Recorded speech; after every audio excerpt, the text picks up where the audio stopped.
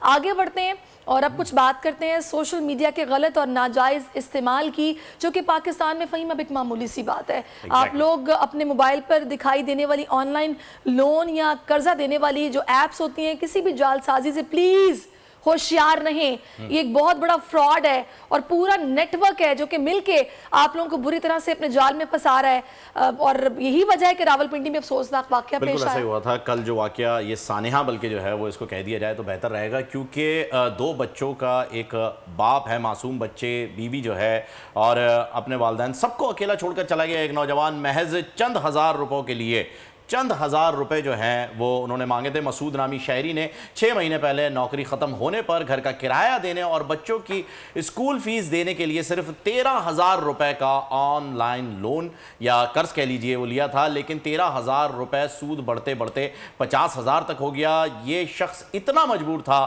کہ قرض ادا نہ کر سکا، لیکن آن لائن فراڈ مافیا نے ذہنی ٹارچر دیا، دھمکیاں دیں اور زندگی عذاب بنا دی۔ نتیجہ یہ ہوا سہرش کہ مسعود نے گزشتہ روز اپنی زندگی کا خاتمہ کر لیا۔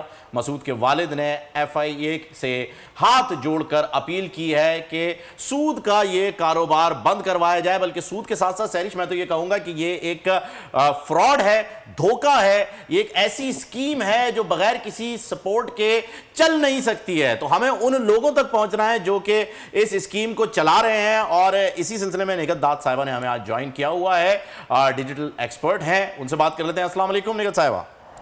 وعلیکم السلام۔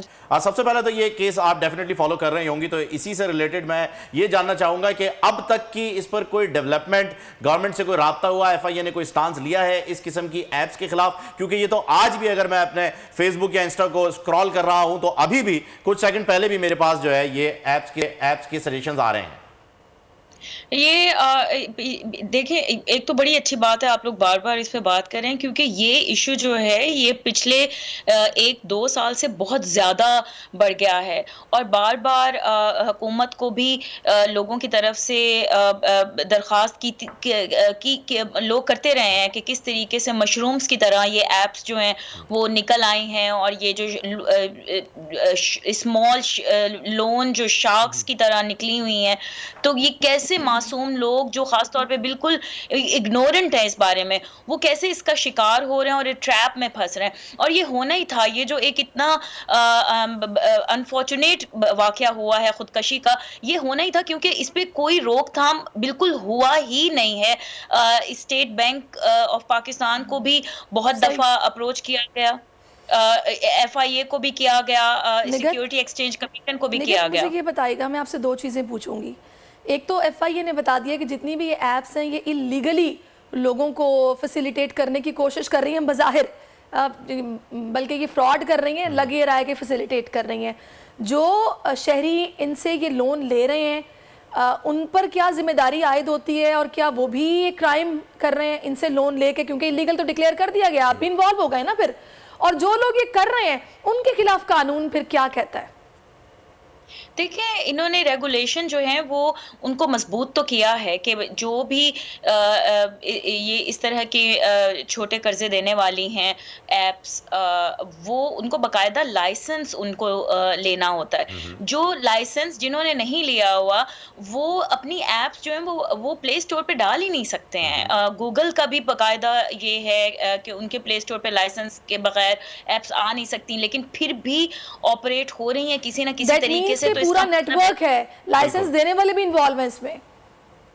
اس میں دیکھیں ریگولیشنز میں کوئی نہ کوئی تو کمی ہے نا، کہ کہیں نہ کہیں سے کوئی لوپ ہول نکال کے یہ ایپس پھر بھی آپریٹ کریے۔ دیکھیں سب سے اہم بات یہ ہے کہ جو ان ایپس کے ذریعے سے قرضہ لے رہے ہیں، ایک تو مہنگائی کی صورتحال، جو معاشی صورتحال ہے پاکستان میں، وہ ایک بہت بڑی وجہ ہے، لیکن اس کے ساتھ ساتھ بہت سے لوگ فرسٹریشن میں آ کے ایپس کو ڈاؤن لوڈ کرتے کہ ہمیں 15,000 مل جائے گا۔ ان کو یہ نہیں پتا کہ یہ ایک ٹریپ ہے۔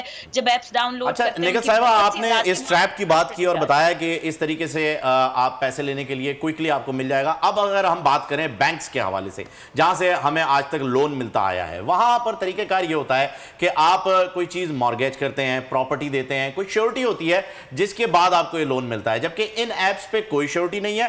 ہاں، یہ لون دینے کے بعد جو وصول کرنے کا ان کا طریقہ ہے وہ آپ کو دھمکانا، प्रेशराइज करना, गालम गलौज करना और आपके घर वालों को हरास करना, मेंटली टॉर्चर देना, इसके अलावा इनके पास और कोई मॉर्गेज चीज नहीं है जिसके एवज ये आपसे पैसे वापस ले सकें।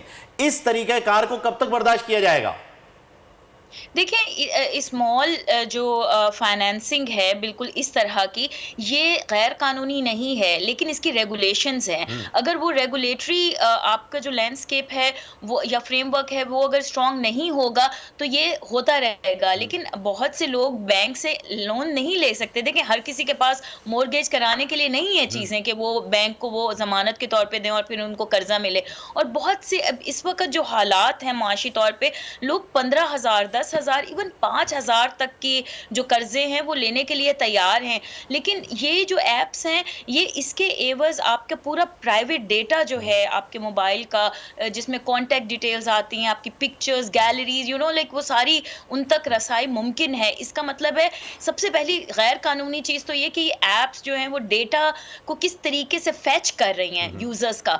तो क्या उसका भी कोई कानून नहीं है पाकिस्तान में? डेटा प्रोटेक्शन का भी कोई कानून नहीं है? जो प्रिवेसी वॉयलेट हो रही है, सबसे बड़ी बात जो डिग्निटी वॉयलेट हो रही है। आप इतना लोगों को जलील करते हैं फोन करके और उनको धमकाते हैं कि वो खुदकशी करने पे मजबूर हो जाते हैं।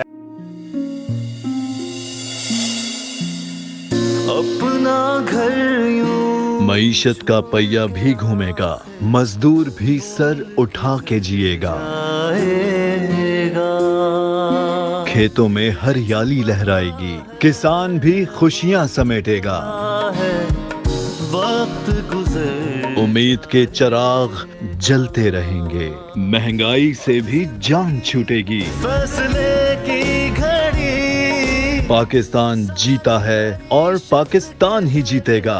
बोल बनेगा अवामी मसाइल की आवाज, पड़ेंगे कठिन फैसले, बात होगी मसाइल की लेकिन हल के साथ।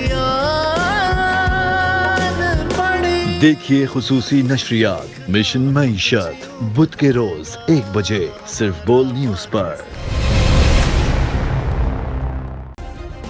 सब्सक्राइब करें और बेल दबाएं ताकि कोई खबर रह न जाए।